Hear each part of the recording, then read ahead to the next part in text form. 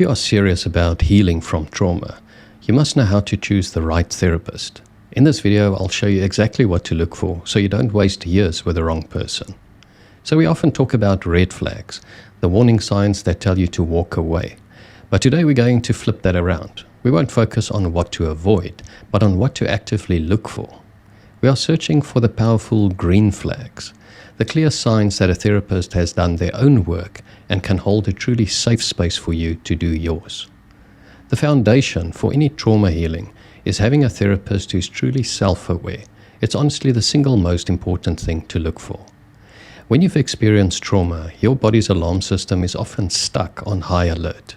A therapist who has done their own personal work brings a sense of groundedness into the room that your own nervous system can learn from. Their calm presence can feel like a safe harbor, which is the absolute foundation for any trauma work, and these green flags we are going to look at. This isn't about finding a therapist who is perfect or has no problems. It's about finding someone who is committed to their own self-awareness and inner growth. Why is this critical?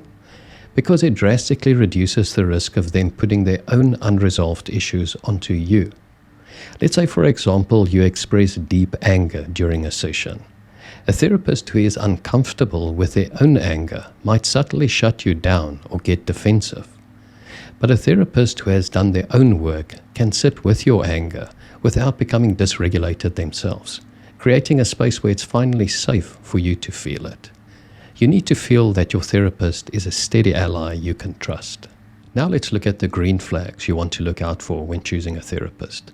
The first, and maybe most telling green flag, is a good therapist is not afraid of your questions. In fact, they expect them.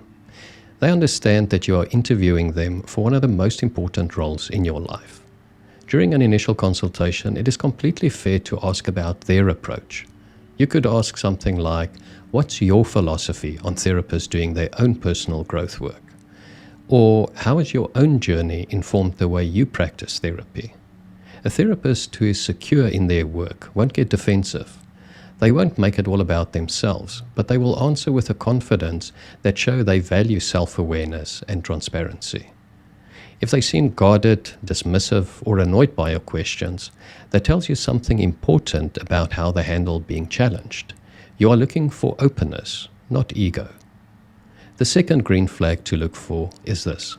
A good trauma therapist will always prioritize your sense of safety before jumping into processing the hard stuff. One of the biggest fears for trauma survivors is the fear of being re-traumatized by the therapy itself. A therapist who truly understands trauma knows this in their bones.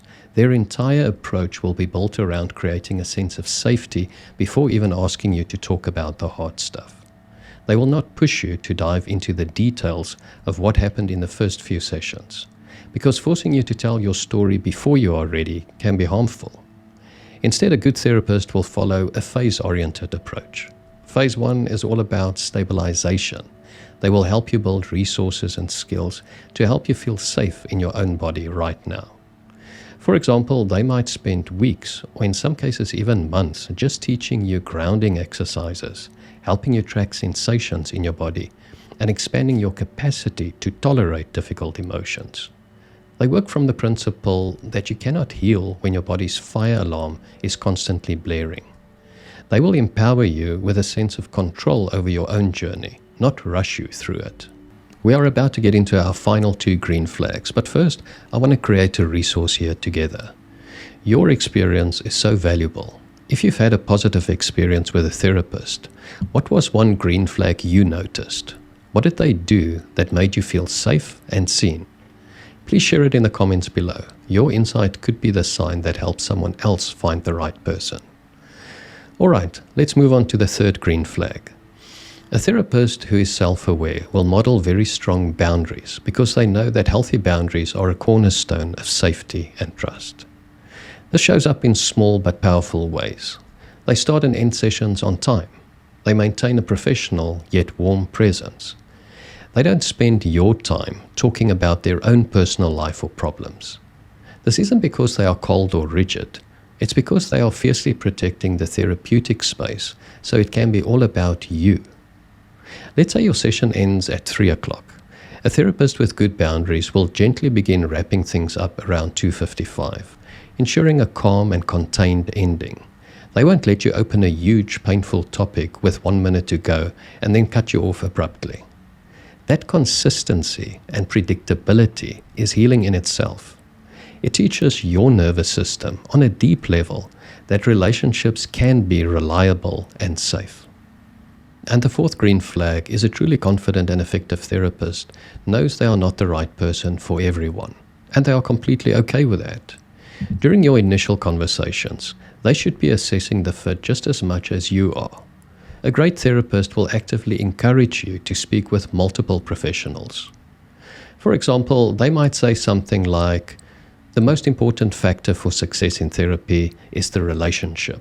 So I really want you to trust your gut. Please feel free to talk to other therapists to make sure you find someone you genuinely connect with."